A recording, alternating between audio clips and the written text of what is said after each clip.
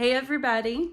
I don't know if you're aware of this or not, but there's a pretty big football game coming up on Sunday. It's called the Super Bowl, and lots of us will be watching it. And it reminded me of one of my favorite stories from my book, Spurts.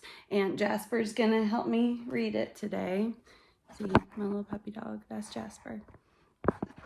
So he might interrupt, but this story, it's on page 70 in Growth Spurts, is called When the Saints Go Marching In Wearing Snuggies.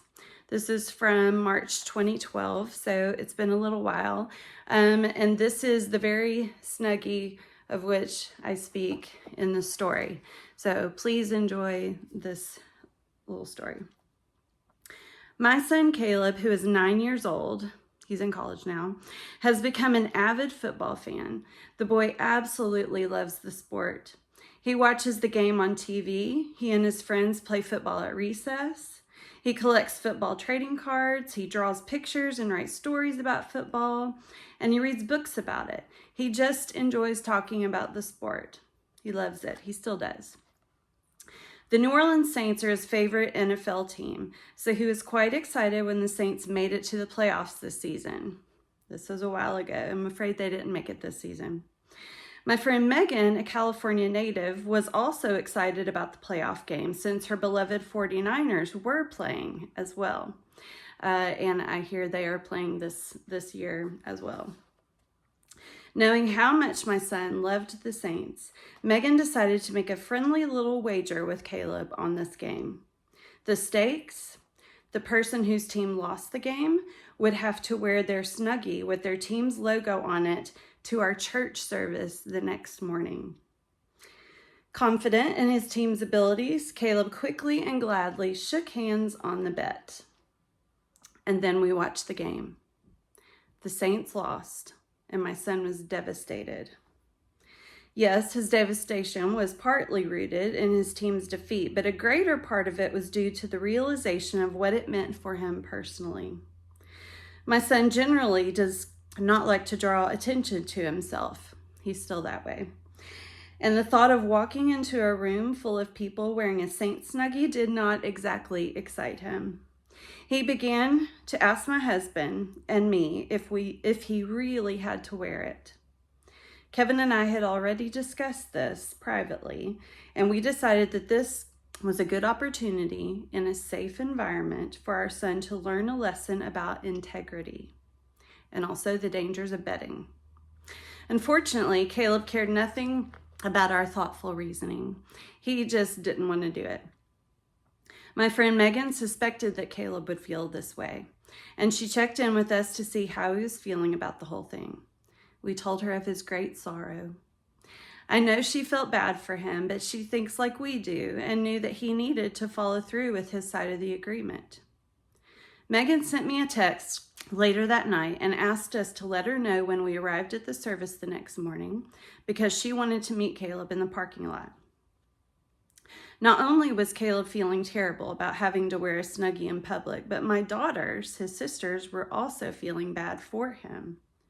We talked with them too about integrity, being a person of your word, doing what you say you're going to do, and that this was why we couldn't let him out of it. It might hurt his pride a little bit, but it wasn't going to hurt him in any other way. The whole incident became a family affair because even though Kevin and I felt strongly about Caleb learning this lesson, it was still hard for us to see our son upset and not wanting to face the consequences. And so we did what we thought any loving, supportive family would do. We all wore Snuggies to the service. But it didn't stop there. As we were pulling into the parking lot, I texted Megan to let her know we had arrived as she had requested. When she saw us, she motioned for Caleb, who was Snuggie wrapped and feeling less than enthusiastic about this, to come over to her truck. After a short conversation, she pulled out her own 49er Snuggie and proceeded to put it on. She had no idea that our whole family had planned to wear ours with Caleb.